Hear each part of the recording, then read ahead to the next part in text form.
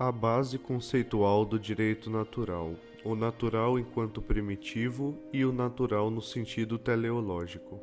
O termo direito, do latim ius, designa o que os antigos chamavam de iustum, o justo objetivo, licitum e potestas, direito subjetivo, lex, a norma de direito, e jurisprudentia, ciência do direito.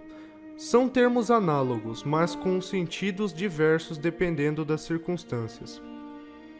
Exatamente porque o conceito de natureza que inspirou a concepção clássica do direito natural estava impregnado de teleologia, como se pode notar claramente em Aristóteles e Santo Tomás, a passagem citada deste último tem em vista as inclinações da natureza humana enquanto levam o homem a procurar os bens que constituem fins de sua atividade natural. O homem, enquanto substância, tende à própria conservação, enquanto animal, racionalidade, tende à reprodução e, enquanto racional, ao conhecimento da verdade e à vida social. A natureza aí se mostra como algo de essencialmente dinâmico, princípio de movimento. É certo não, porém apenas na ordem da causalidade eficiente, mas ordenado à finalidade desse mesmo movimento. Realizando-se ao seguir tais inclinações, o homem está ao mesmo tempo alcançando seu fim. A lei natural é assim uma lei de realização humana, e a natureza se concebe em função de uma concepção finalística. Quanto a Aristóteles, fez ver que a natureza não é só a origem e sim também o processo de desenvolvimento pelo qual as chegam à sua plenitude ou perfeição. Afirma o estagirista, logo ao início da política. A natureza de uma coisa é o seu fim. Devendo aqui entender-se por fim a perfeição própria, isto é, a forma, que só se realiza plenamente quando o desenvolvimento de um ser está completo. O caráter teleológico da natureza implica um conceito dinâmico vinculado à condição humana, quando o homem se trata e, portanto, à sua vivência histórica. Por natureza se entende, no caso, uma força, um impulso que leva o ser a realizar o seu fim. Esse dinamismo e essa historicidade do direito natural podem muito perceber-se no conceito de ius gentium, de Santo Tomás de Aquino, referente aos preceitos secundários da lei natural. Um exemplo sumamente esclarecedor é o da propriedade privada, que é um direito natural não no sentido de ser estabelecido imediatamente pela natureza, mas pela razão dos homens para a utilidade da vida humana, ou seja, sem alteração da lei natural, como um acréscimo feito a esta pela naturalis ratio. A íntima união existente entre o direito e sua realização histórica é objeto de reflexão reiteradamente ao longo de toda a obra de José Pedro Galvão de Souza. Em termos gerais, Galvão de Souza entende que o direito natural não é algo separado das realidades terrenas, nem um direito meramente moral e sem valor jurídico, tal como ensinam os positivistas, que partem da separação absoluta entre moral e direito. Em consequência, o professor paulista trata da unidade fundamental entre direito e moral, para depois considerar alguns aspectos da relação entre ambos, que mostram, por uma parte, a ordem jurídica positiva derivada da lei natural, e, por outro, o direito natural inserindo-se no direito positivo. No seu raciocínio, a lei por excelência é, pois, a lei eterna, na qual todas as demais são leis por participação. Essa lei eterna se concebe como a própria lei natural enquanto é considerada na razão divina, e, por sua vez, a lei natural, irradiação no homem da lei eterna, constitui o fundamento objetivo da ordem moral e jurídica e se nutre de normas manifestadas ao homem pelo conhecimento ou razão, próprios da natureza humana, inclusive pré-existentes a esta, pois aparecem na mente divina como arquétipos segundo os quais Deus fez o homem. Na filosofia de Galvão de Souza, a lei natural nos é manifestada por dupla fonte de conhecimento, razão e experiência. A razão nos faz conhecer o primeiro princípio da lei natural, e a experiência mostra, mediante a observação expressa e a introspecção, em que consiste o bem para o homem. Por isso sustenta Galvão de Souza que podemos considerar a lei natural por dois aspectos, formal e materialmente. Seu primeiro aspecto, conhecido pela razão, está na ideia de bem, de obrigação e, no que tange à ordem jurídica, na ideia do justo. Seu aspecto material, indicado pela experiência, encontra-se nas inclinações naturais do ser humano que manifestam a existência da lei natural. Desse modo, razão e experiência colaboram intimamente e não se podem separar uma de outra no conhecimento da lei natural. Compreendendo melhor Galvão de Souza, devemos nos lembrar da evolução ideológica do direito natural para compreender o positivismo jurídico. Para ele, antes do positivismo, passara o conceito clássico de direito natural por deturpações. Isso aconteceu devido a certas doutrinas de direito natural serem excessivamente abstratas e constituídas pelo abuso do método dedutivo, proveniente dos filósofos gregos e dos jurisconsultos romanos, é a metafísica natural da inteligência humana. Segundo Galvão de Souza, o século XIX foi positivista por excelência, pois nele deu-se o surto das ciências experimentais, método positivo ou indutivo. Seria a época dominada pelo progresso técnico e fascínio das ciências experimentais, de modo que não poderiam satisfazer as abstrações dos antigos tratados jurídicos que nos legaram a escola de direito da natureza e das gentes. Ficou o positivismo jurídico por demais generalizado entre os juristas de profissão. O pensamento clássico sobre o direito natural. Afirma Galvão de Souza que a lei estabelece o que é justo e determina os direitos subjetivos, de modo que as leis não poderiam ser elaboradas arbitrariamente pelo legislador, existindo a justiça superior e anterior à lei escrita, isto é, direitos precedentes ao instituto das normas pelo poder social competente, os quais não dependem das prescrições da ordem jurídica positiva e fundamentam-se na lei natural. É um direito decorrente da natureza humana e, portanto, universal. Em sintonia com Aristóteles, Galvão de Souza distingue um direito por natureza do direito justo por lei, ou melhor, além do direito de cada Estado, existe um direito universal decorrente da natureza humana, cujo fundamento é a lei natural. Por exemplo, no século VII, Santo Isodoro de Sevilha entendia por direito natural o próprio dos seres racionais. Constata-se a unanimidade da aceitação de um princípio superior de conduta, regra geral de toda ação humana, inerente à própria natureza e critério supremo de justiça e equidade.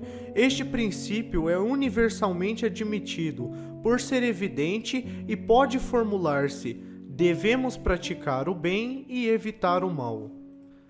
A lei fundamental da ordem jurídica, conforme Galvão de Souza, é conforme a humana natureza é racional, devemos proceder como homens, devemos agir racionalmente. Asserava Galvão de Souza: temos da natureza humana um conhecimento que nos vem da experiência. Essa natureza é especificamente a mesma em todos os homens. Sendo um ser composto de espírito e matéria, deve o homem, pelo seu corpo, pagar tributo às leis físicas, mas, pela razão, domina a natureza e é senhor de seus atos. Livre e responsável, está sujeito a obrigações, e a razão aponta como obrigação fundamental a de conformar a lei da sua natureza.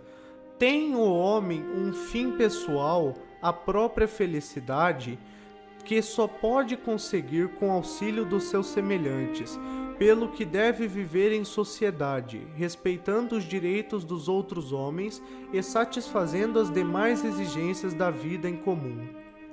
Com Galvão de Souza, consideramos que o direito natural é um direito essencialmente moral. O direito natural, no sentido estrito, reduz-se aos primeiros princípios de moralidade. Expliquemos melhor essas duas conclusões que nos farão compreender o verdadeiro sentido do direito natural na sua concepção tradicional. O direito natural é um direito essencialmente moral. Toda lei se ordena para o bem em vista ao bem humano, supõe um conhecimento experimental. Tomamos aqui a natureza no sentido de essência racional, e é preciso distinguir o que é natural, nesse sentido, do espontâneo e do primitivo. Pela lei natural, todo homem tem, por exemplo, direito à vida, direito a constituir família, direito ao produto do seu trabalho. Esses direitos devem ser exercidos na ordem social em vista das exigências do bem comum, porém subordinado à coletividade. Caracteriza-se por uma técnica peculiar, adaptada às exigências do bem comum. O direito natural, no sentido estrito, reduz-se aos primeiros princípios de moralidade. Deve-se fazer o bem e evitar o mal. Eis o princípio primeiro da vida natural, ou seja, conservar a própria vida. O bem deve ser feito e o mal evitado. Por sua vez, é uma necessidade universal e evidente. Portanto, o homem deve pautar sempre seus atos pelas regras da reta razão. Em decorrência, o homem cuidará dos deveres de justiça na moral social, a prosperidade, o casamento, os contratos, a vida associativa, etc. Há relação intrínseca entre direito natural e direito positivo. Não é tão simples distinguir direito natural e direito positivo. A graça supõe e não destrói a natureza, afirma Galvão de Souza. A razão é a fonte de direito, reveladora da norma jurídica, sua autoridade para impô-la num determinado meio social. Desse modo, necessariamente o direito natural seria o fundamento do direito positivo, isso é, das leis escritas. Segundo Galvão de Souza, poderíamos facilmente cair no ceticismo jurídico quando refletimos sobre o direito positivo em Hobbes e Rousseau. Hobbes poderia ser considerado o criador do poder absoluto do Estado, com o lema "A guerra de todos contra todos", e Rousseau, fundador do direito positivo no contrato social. É o positivismo legalista, supondo que a lei é perfeita, acreditando encontrar nela a solução para todas as questões. Poderíamos ver nesses teóricos os sistematizadores do Estado totalitário. Podemos distinguir no positivismo jurídico os três aspectos. 1. O que reduz direito ao direito positivo, sem admitir nenhuma espécie de direito natural. Exemplo, o direito puro de Picard. 2. O que atribui um valor intrínseco absoluto, o direito positivo, negando-lhe seu fundamento suprajurídico, mas admitindo também um direito natural. Exemplo, o positivismo de Rousseau. E 3. O que fundamenta o direito positivo numa lei superior de ordem cósmica ou sociológica. Exemplo, o sistema de Spencer. Resta-nos examinar o positivismo jurídico dos que reconhecem a existência de uma norma superior à ordem jurídica positiva e fundamento desta, o verdadeiro direito natural. Segundo Galvão de Souza, ao elaborar suas construções solidariamente alicerçadas na visão do homem em perspectivas éticas e metafísicas, os máximos representantes daquela multissecular tradição do direito natural, oriunda da antiguidade e que chega até os nossos dias, partiram da evidência dos primeiros princípios e do conhecimento experimental da natureza humana. Os primeiros princípios, desde os 3 preceitos do digesto, honeste vivere, etc., até a norma fundamentalíssima bonum est faciendum et malum vitandum, assim formulada por Santo Tomás, são acessíveis à razão natural e objeto da sindérese. O conhecimento da natureza humana decorre da observação das inclinações naturais dos homens concretos, tal como se encontra limpidamente sintetizada na primeira e segunda questão 94, artigo 2, passagem capital da Suma Teológica do Aquinense no concertante ao tema em apreço. Conforme Galvão de Souza, importa, pois, ter presente que, primeiro, a natureza, quando aplicada esta noção ao direito para daí se chegar à ideia de direito natural, é algo de concreto, vívido, realizado na história. Segundo, o direito natural não é um paradigma ideal a servir de modelo ao direito positivo, mas um princípio ordenador, um fundamento, uma diretriz. Do direito positivo ao direito natural, a imanência e transcendência do direito natural. Segundo Galvão de Souza, não deveríamos separar o direito natural e o direito positivo como dois compartimentos estanques. Isso implica o reconhecimento de uma ordem natural moralmente inviolável, cujas normas se impõem à vontade do legislador e do juiz. São os preceitos da lei natural que se contém no primeiro princípio da ordem prática, deve-se fazer o bem e evitar o mal.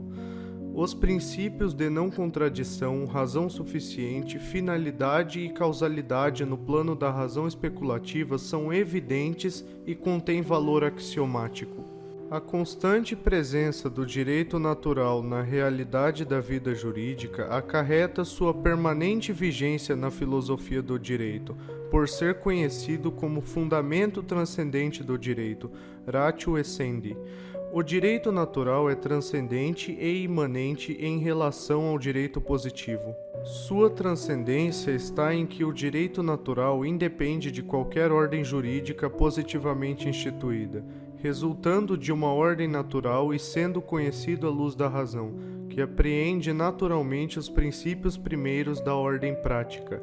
Transcendência em relação à própria ordem natural, estabelecida pelo Criador e Ordenador do Universo, donde o ser, a lei natural humana, uma participação da lei eterna na criatura racional. Por sua vez, o direito natural é imanente, no sentido daquela sua presença nas disposições do direito positivo vigente, em virtude de informar a ordem jurídica positiva. Nada mais falso, portanto, do que estabelecer rígida dicotomia entre o direito positivo e o direito natural. O certo é considerar o direito positivo composto pelos vários ramos de uma árvore frondosa, os quais constituem as diversas fontes do direito natural. A ordem jurídica positiva compreende normas que são ora como que conclusões da lei natural, isto é, do direito natural no sentido normativo, ora determinações dessa lei superior. Variam as modalidades da pena e seus graus conforme as circunstâncias agravantes ou atenuantes. O legislador confirma as disposições superiores. O Estado democrático de direito e o direito natural. Galvão de Souza dizia que uma representação política autêntica funciona como uma tribuna da comunidade nacional, um retrato dos grupos que a compõem. A missão do governo, na supervisão desse conjunto expresso pela representação política, é promover a unidade social, por meio de uma legislação sábia e prudente. Daí se compreende a diversidade entre as funções de representar e legislar. A primeira pertence à nação, que deve ser representada.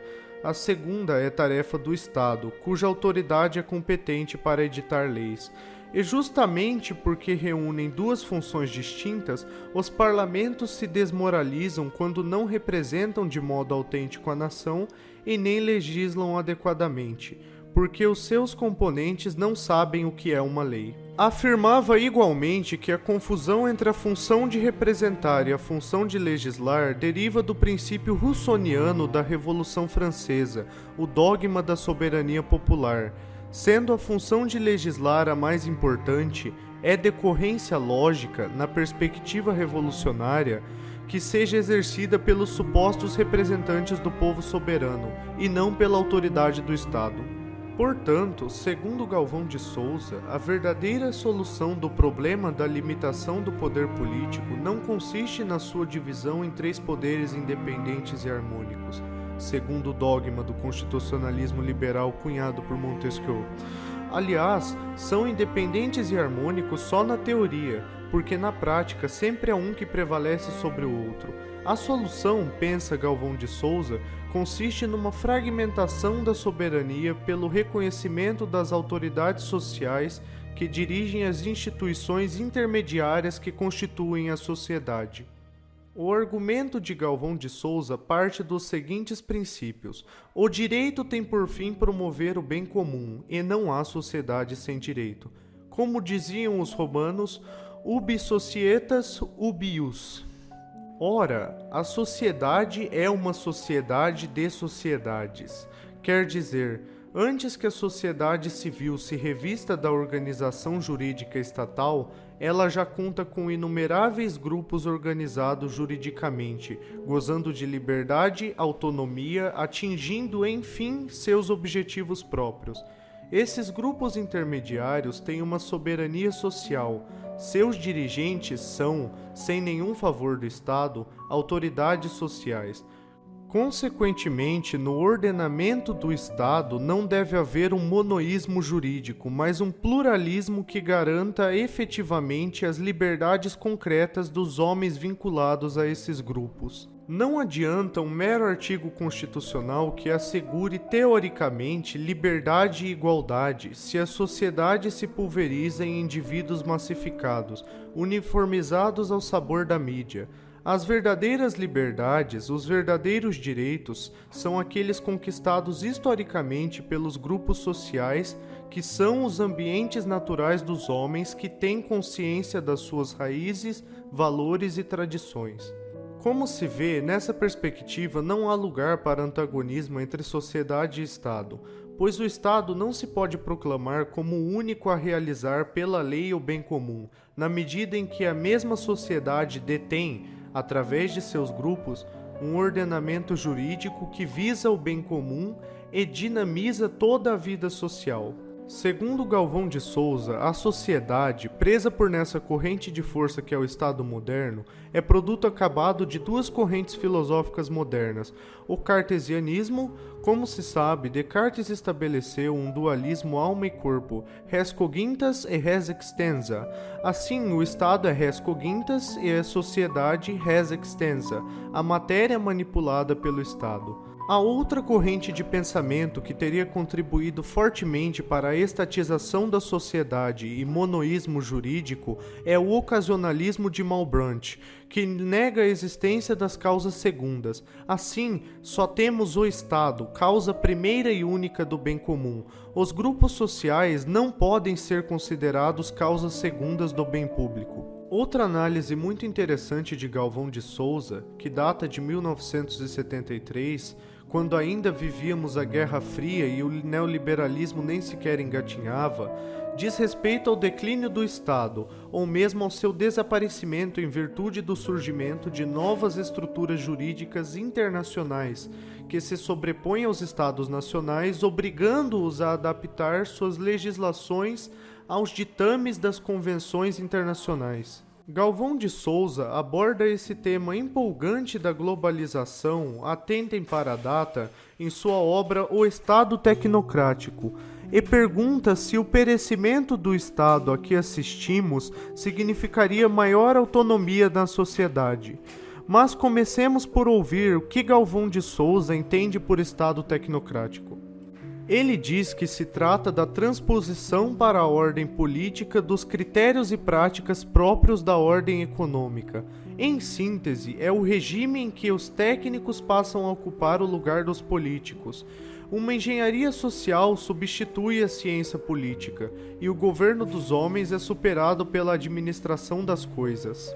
O precursor da tecnocracia seria o conde socialista Saint-Simon, que afirmava o primado da sociedade industrial sobre o Estado.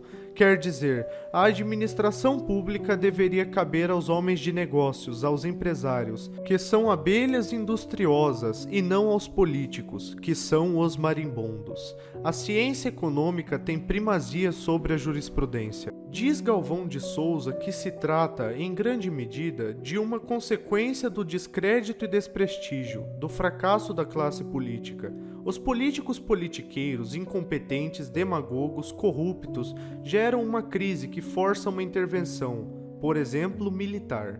em que os novos detentores do poder, não sendo oniscientes, delegam funções e decisões próprias da autoridade a técnicos. O pretexto é que a técnica seria neutra, vazia de qualquer conteúdo ideológico, pragmática e eficiente. O perigo decorrente disso resulta uma mecanização da sociedade, uma coisificação do homem. Daí a necessidade de uma classe política autêntica, de estadistas com formação filosófica e moral acima da técnica, a fim de assegurar a integridade dos valores humanos e morais. Foi justamente essa redução de toda a realidade ao fator econômico que provocou o envilecimento das elites dirigentes e, sem elite, não temos sociedade, mas sim massificação humana, objeto humano a ser manipulado pela tecnocracia. O problema é que a técnica jamais poderá dispensar a virtude da prudência, virtude política por excelência. A informática, por exemplo, pode fornecer muitas informações sobre a realidade econômico-social, mas caberá ao homem interpretar com prudência todas essas informações e decidir. Mesmo porque a sociedade e a natureza humana têm uma dimensão que foge à lógica, e a máquina jamais poderá ler e analisar. Eis o mundo em que vivemos, segundo Galvão de Souza. E conclui sua análise da tecnocracia dizendo que, embora suponha um dirigismo estatal, a tecnocracia não é concebível apenas em função de um Estado soberano. Poderia amanhã haver um governo tecnocrático sem o Estado, com as características a que estamos habituados. Que diria ele hoje diante das intervenções tecnocráticas do FMI, do Banco Mundial, das inúmeras organizações não governamentais que querem, em nome da técnica, impor às nações uma política demográfica imoral e desumana? Diria que hoje vivemos uma massificação e tecnocracias mundializadas, um mundo que perdeu a noção do que seja o governo dos homens e só administra coisas. Vivemos o fim de um ciclo cultural, o esgotamento de uma civilização que nos obriga a redescobrir nossas origens no municipalismo e no ruralismo. Não que Galvão de Souza defendesse um anacronismo, um regresso no tempo. Aliás, em sua crítica ao abstracionismo, era enfático ao dizer que pode haver um apriorismo político tanto no tempo quanto no espaço. O que ele propunha era o respeito à constituição natural e histórica das nações, e o municipalismo seria um artigo desta Constituição. Vejamos, pois, a teoria de Galvão de Souza sobre o municipalismo. O professor Galvão de Souza trata do municipalismo numa perspectiva histórica, identificando suas raízes na antiguidade romana e no mundo medieval, onde os povos visigodos e germanos souberam conservá-lo e adaptá-lo. Galvão de Souza tem em grande apreço o municipalismo não como divisão administrativa, a que foi reduzido pelo direito moderno nascido na Revolução Francesa. A instituição municipal que exalta é aquela figura jurídica que encarna o espírito comunitário baseado na terra e na raça. Aquela entidade que surge de uma assembleia de famílias e vizinhos que se unem em busca de auxílio e apoio entre si. Galvão de Souza mostra como os municípios portugueses, na Idade Média, nasciam de circunstâncias históricas concretas e não de uma doutrina abstrata. Isso explica a grande diversidade dos estatutos jurídicos de uma comunidade para outra. A Idade Média é a época do particularismo, do direito à diferença, ao contrário do mundo moderno que é a época da padronização, da uniformização. Como diz Alexandre Herculano, representavam de modo verdadeiro e eficaz a variedade contra a unidade, a irradiação da vida política contra a centralização, a resistência organizada e real da fraqueza contra a força, resistência que a irreflexão ou hipocrisia dos tempos modernos confiou à solene mentira das garantias individuais, ao isolamento do fraco diante do forte, ao cidadão e não aos cidadãos, ao direito indefeso e não ao direito armado. Comenta com muita fineza essas palavras Galvão de Souza. O município era o solo nativo das liberdades, cuja defesa estava assim na coletividade organizada, ao contrário do sistema liberal, que deixa o indivíduo abandonado à sua própria sorte para enfrentar as lutas políticas ou a concorrência econômica. Quer dizer, nas cartas forais, documentos jurídicos que criavam os municípios, a liberdade e a dignidade do homem eram postas a salvo do arbítrio e da prepotência. São definidos e determinados os principais direitos e deveres de cada chefe de família em relação ao Estado e ao município. Por exemplo, a propriedade é assegurada contra a expoliação de oficiais públicos. À medida que o rei ia lutando contra os mouros e os servos iam se emancipando, as comunidades locais adquiriam liberdades, franquias e outras garantias que o asseguravam uma grande autonomia e originavam uma autêntica democracia comunitária. Havia uma espécie de pacto entre as comunidades, denominadas conselhos ou municípios, e o rei, no que diz respeito à defesa militar e à cobrança de impostos. Essa comunidade de vida sofreu numerosos golpes na história, em benefício da centralização, do crescimento do Estado e da diminuição da sociedade que se foi massificando cada vez mais. Já no século XVII, a política de Pombal promovia uma centralização, em nome de um despotismo esclarecido. Era o Estado Leviatã esmagando a sociedade. Assim, em nome do mito das liberdades individuais do cidadão, perderam-se as liberdades concretas. Em nome da liberdade abstrata e de uma igualdade utópica, desapareceram aquelas repúblicas livres e autônomas unidas pelo vínculo da monarquia para darem lugar a um Estado que invade e uniformiza todos os setores da sociedade, sem sequer prestar um serviço eficiente. Em linhas gerais, é esta a ideia de municipalismo que Galvão de Souza defendia: o município como uma sociedade natural, um prolongamento da família, uma comunidade de vida espontânea. Dizia que a grandeza do Brasil se devia ao municipalismo. Um território tão grande não poderia ser ocupado e manter sua integridade a não ser mediante a municipalidade bem estruturada e aclimatada pelo gênio português ao novo continente. Foi a partir das municipalidades que o Brasil pôde realizar a grande epopeia bandeirante do desbravamento do território.